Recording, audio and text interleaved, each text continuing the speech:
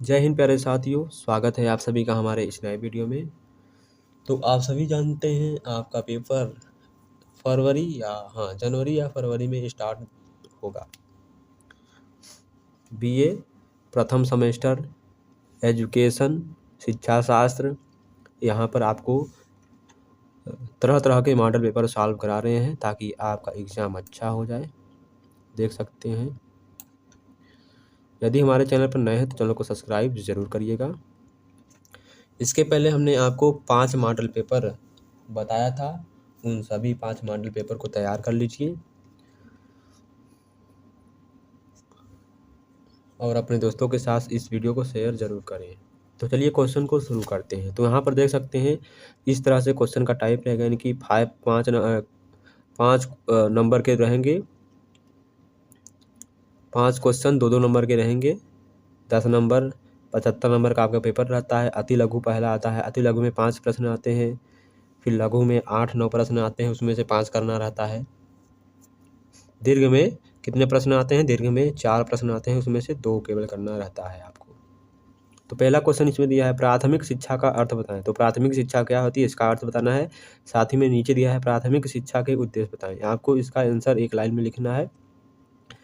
और आगे क्वेश्चन है, बेसिक शिक्षा की प्रमुख विशेषताएं क्या है। यहाँ पर देख सकते हैं बेसिक शिक्षा की प्रमुख विशेषताएं क्या है। नेक्स्ट है, बेसिक शिक्षा योजना के प्रमुख गुण बताएं। क्या है?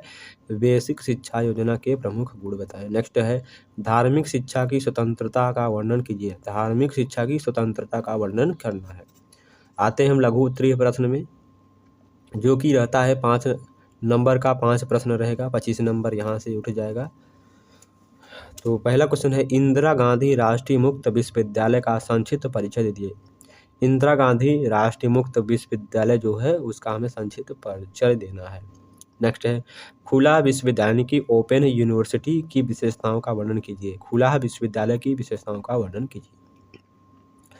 आगे क्वेश्चन, नवोदय विद्यालय के स्वरूप एवं उद्देश्य की विवेचना कीजिए। नवोदय विद्यालय के स्वरूप एवं उद्देश्य की विवेचना करना है। विवेचना यानी कि उसके विचार व्यक्त करने हैं।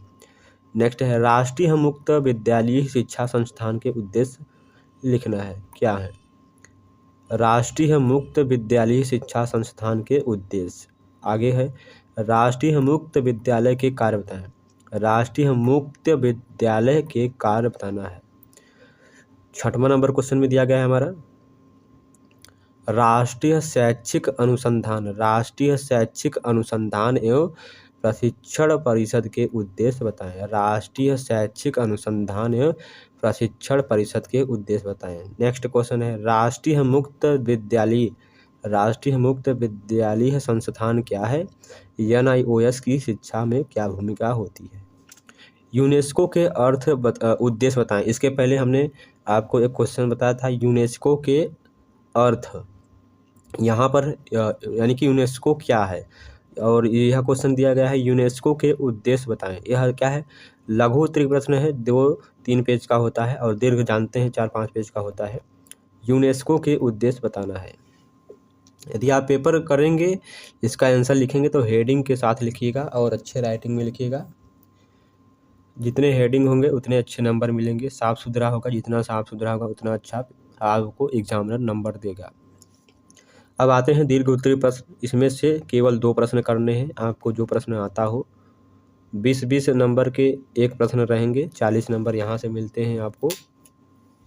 पहला क्वेश्चन यहाँ पर दिया है, नवोदय विद्यालय क्या है। क्या है? नवोदय विद्यालय क्या है, इन विद्यालयों के क्या लक्ष्य हैं। यानी नवोदय विद्यालय क्या है, इन विद्यालयों का क्या लक्ष्य है। नवोदय विद्यालय का क्या लक्ष्य है। नवोदय विद्यालयों की प्रवेश प्रक्रिया को स्पष्ट करना है, यानी कि नवोदय विद्यालय में किस तरह से प्रवेश मिलता है।